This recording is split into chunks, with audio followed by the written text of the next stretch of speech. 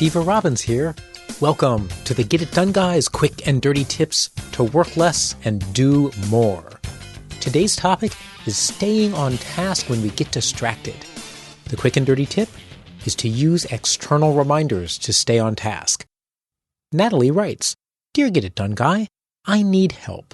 Every time I try to do something, I get distracted and then forget the task I should have been doing. Do you have any tips on dealing with distractions?" Do I have tips on dealing with distractions? Of course!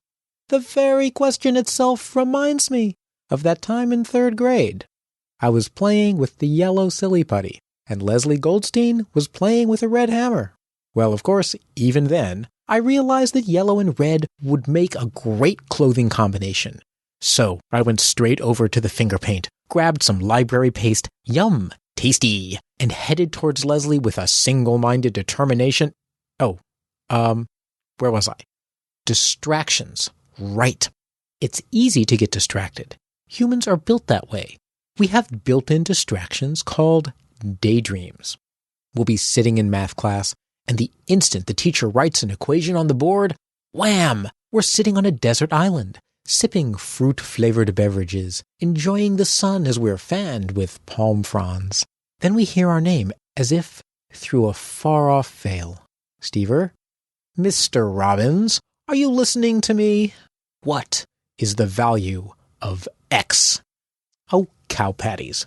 Back to reality. What brought us back to reality was an outside force. And there's the secret. We get distracted from the inside. We do it by making the distraction seem more important than the thing we're supposed to be paying attention to. It's April 15th, 9 p.m. Taxes are due at the post office by midnight. And yet, rescuing our clean underwear from the dryer is suddenly the most important thing in our lives. By the way, after writing that sentence, I ran downstairs to empty the dryer. Then my Twitter friend Henry sent me to a cool YouTube video. 2 hours later, I'm back.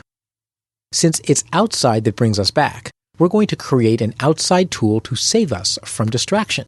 This tip is from Carol Janu of ADD Insights, and this episode's transcript links to a full interview with her. She's a woman after my own heart. She recommends using a pad and paper. She calls it your capture pad. Capture the distraction and keep working. Grab a pad of paper. I use a small sticky pad. When an outside distraction happens, don't be distracted. Instead, jot down the distraction on your sticky pad and send it away. Then when you reach a handy breaking point, check your pad and follow up on any distractions that need attention. For instance, let's say Bernice drops by to drop off her sales figures and to show off her latest lycra and rhinestone jumpsuit and matching clutch. It is shiny. You say politely, "Thanks for the sales figures, Bernice. I'd love to discuss your outfit, but I'm in the middle of a report. I'll swing by your office as soon as I'm at a breaking point. See you soon."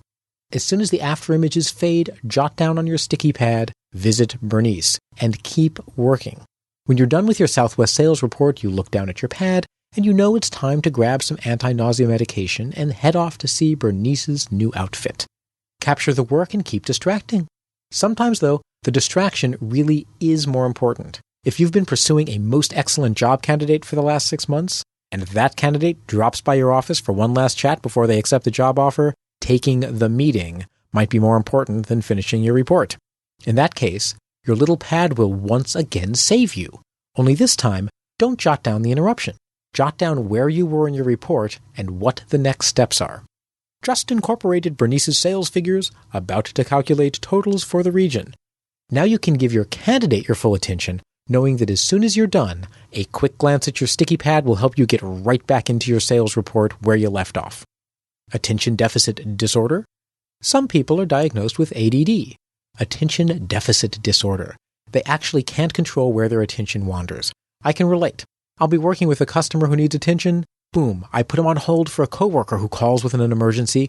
Then an instant message pops up offering me 30 seconds to buy male pattern baldness cream at 38% off. A moonwalking bear wanders through a basketball game, and my boss sends an email asking for 3 new projects, all quote-unquote top priority. If I'm not ADD to start with, by the end of the day, I am sure feeling that way. Being a sneaky bugger this week, I interviewed Carol Janu of ADD Insights. You can link to the interview from this episode's transcripts. Carol works with ADD people to help create systems that help them focus and complete things. Of course, the tips work for everyone, ADD or not. So I pretend to have ADD, so she'll give me more advice. And you can share by visiting getitdone.quickanddirtytips.com to listen to Carol. On a whole other topic, it's easy to get distracted by trying to understand how to make your computer do something that should be simple. This is Steve Robbins. Find the interview with Carol Janu and a fun YouTube video at getitdone.quickanddirtytips.com. Work less, do more, and have a great life.